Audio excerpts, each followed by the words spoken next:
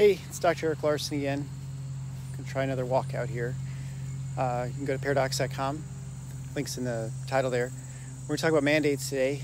I did an episode on this a number of months ago, back in April. You can go back to the paradox.com and search for that. The mandates for vaccines are as bad an idea now as they were then. And I think maybe more so. I guess I want to talk briefly about a couple facts. So one thing we know for sure, and I don't think anyone can dispute this really, is that if you get vaccinated, your chance of having a bad outcome is much less than if you're not vaccinated. There are obviously people who have reactions to vaccines, and there are certain reactions we don't understand, but your chance of getting hospitalized and having problems with ICU stays and those sorts of things is significantly diminished if you've been vaccinated. How long the immunity lasts, those are things that we discussed in my show for years now. It's over a year. Back in April, we're talking about how the expectation for the vaccine is that it's not going to be something that's going to keep you free of infection from SARS-CoV-2, but that it would prevent you from getting really sick. And our hope was, at the time, and I think, when the investigators initially started the trials, and a success for the vaccine was to keep you relatively healthy, that you would develop some sort of long-term immunity, not immunity that you would never get sick, but probably immunity, more realistically, that you wouldn't die, and that probably you'd have like a cold. If you're older, your immune system's not as good, and so your likelihood that you end up in the hospital when you get this infection may be a little bit higher than for other people. So that's obviously a concern, but especially for young people, and as we've seen throughout the course of this COVID pandemic, but obviously if you're young, you don't get as sick. So now that we enter in this time when there actually are vaccine mandates, which I am really amazed that has actually happened. But they exist. And we also know, too, with the vaccine, that it's not going to prevent infection for sure. There are times when you're going to still get infected. Maybe you're infectious. It probably diminishes the likelihood of you getting other people infected, but we don't know. It seems to be the case. It certainly was maybe more with the previous strains, like the original COVID, SARS-CoV-2, and now with the new variant, Delta, which is clearly more infectious, more contagious. Does not seem to be any more dangerous, which is a good thing, but it definitely seems like it can get you, it's more likely to get you sick, or at least infect you.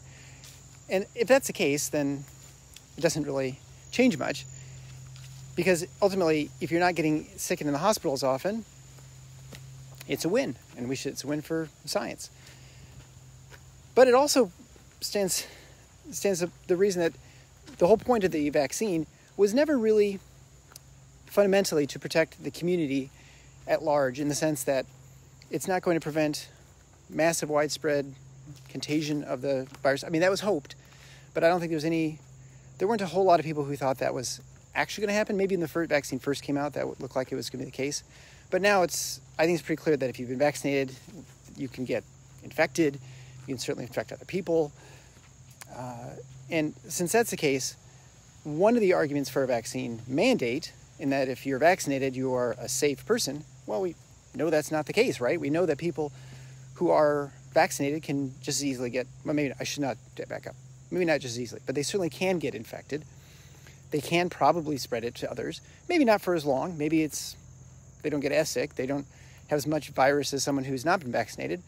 That would make sense, but I don't think we know 100% sure about that now.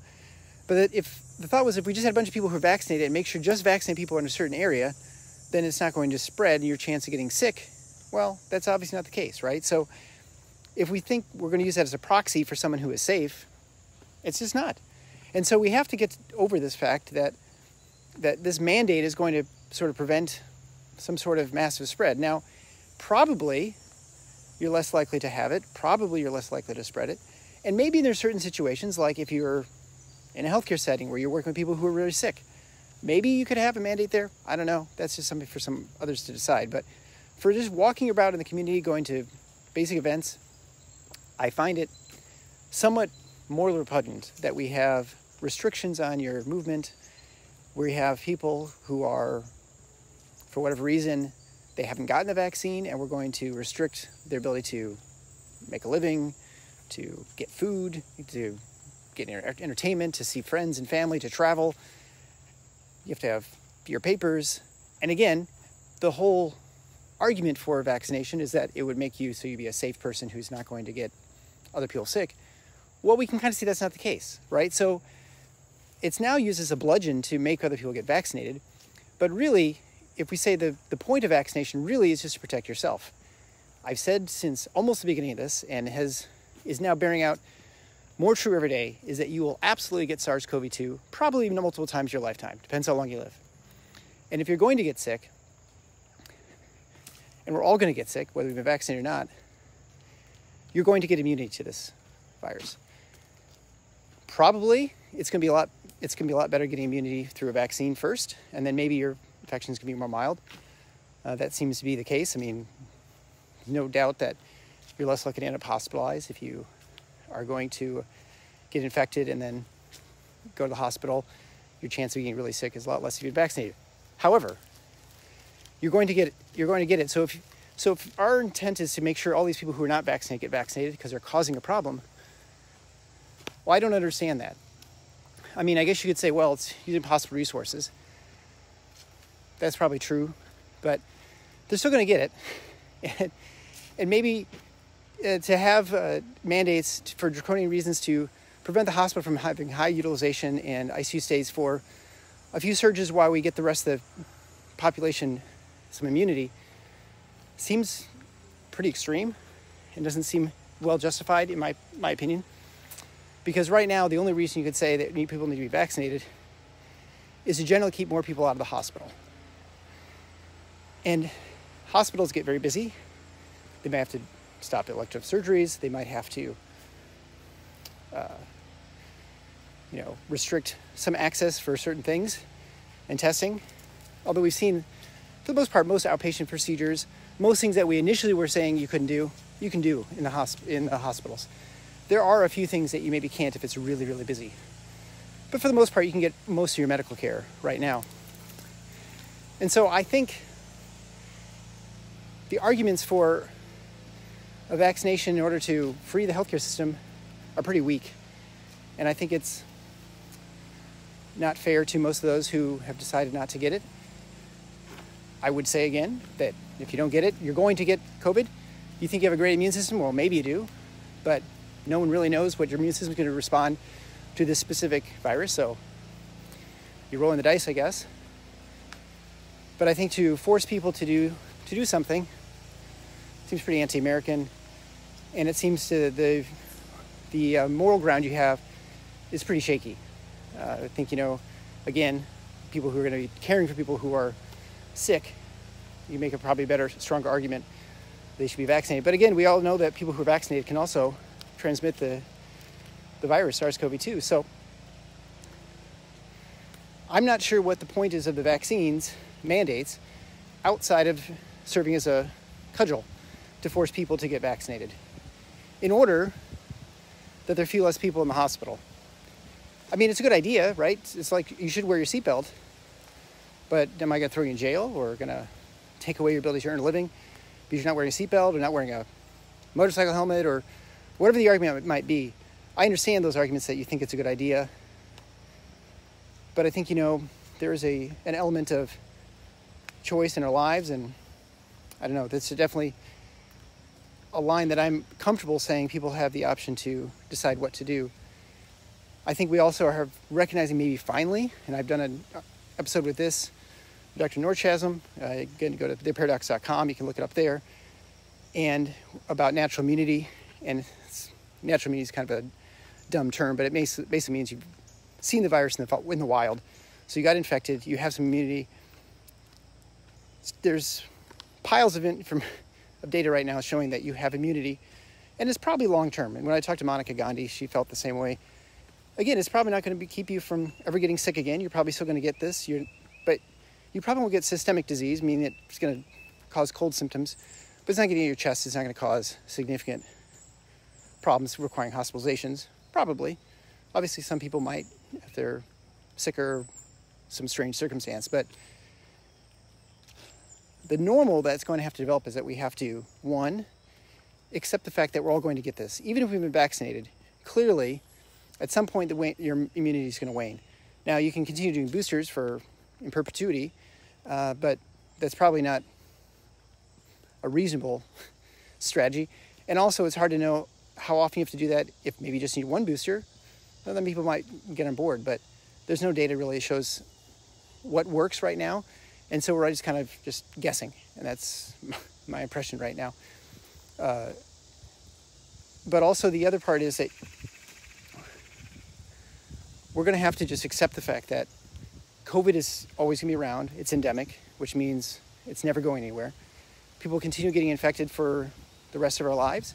And because of that, we have to learn to get back to being human, which means seeing relatives, weddings, funerals, going shopping, going to the theater, going to concerts, sporting events, all those sorts of things with the expectation that we might at one time get infected and we might get sick, and we might get someone sick, although we may not realize it. But that's, sort of the life of being in a social animal, right? We're around other people. You can choose the rest of your life to hide, and that's always an option. It's not one that I think is very conducive with a very full life, but we have to accept a certain element of risk and recognize that the risk is probably pretty small for most people, and to really just kind of just stop living in fear. I know I talked about in my last video about fear, but this goes along the same lines. We have to accept the fact that COVID's here. You can't avoid it. You're going to get it. I'm going to get it at some point. I don't think I've had it. I checked my antibodies a year ago and didn't have it, but I haven't been sick since. So we have to just say no to these vaccine mandates. If you have an employer where they make an argument for it, I think that's reasonable. There absolutely should be an exemption for if you have already acquired immunity, and that means if you had an infection. And maybe they have something where you have to prove that. I think that's not unreasonable. But that should be the easiest way, because probably 100 million Americans, about a third of us, have had COVID, have had SARS-CoV-2. There are probably a lot more asymptomatic infections than we realize, especially in children. So I think it's reasonable if you feel compelled to have your kid get vaccinated, that if you are not sure or you wonder, I think it's reasonable to say, hey, can we just check antibodies for my kid, see if we got an IgG? Probably unless they get infected real early in the infection, the pandemic, they would probably have some sort of response to it. And that'd be a good way of getting an idea of how your kid is doing and if they need a vaccine. And maybe that'll help you make a decision whether to vaccinate them or not. Obviously, the risk for serious disease is very, very low in children. It's not zero. So that's a decision between you and your doc to make. But again, I think acquired immunity is important to document. I think that's a reasonable exemption that every health system, every employer, even many countries are doing this. Israel, lots of countries in Europe. And I don't know what you think, but if you have any questions, which I don't see any right now, so I think I'll probably just sign off, except to say that we should say no to the mandates. The only reason to have a mandate is if we're convinced that it's going to prevent the spread of disease, and we see that clearly people who have been vaccinated can spread the disease. We don't know what rate, but it seems a decent rate. We have large swaths of people who get infected at the same social gathering. So again, if that's the case, I think saying someone is or isn't vaccinated doesn't provide a whole lot of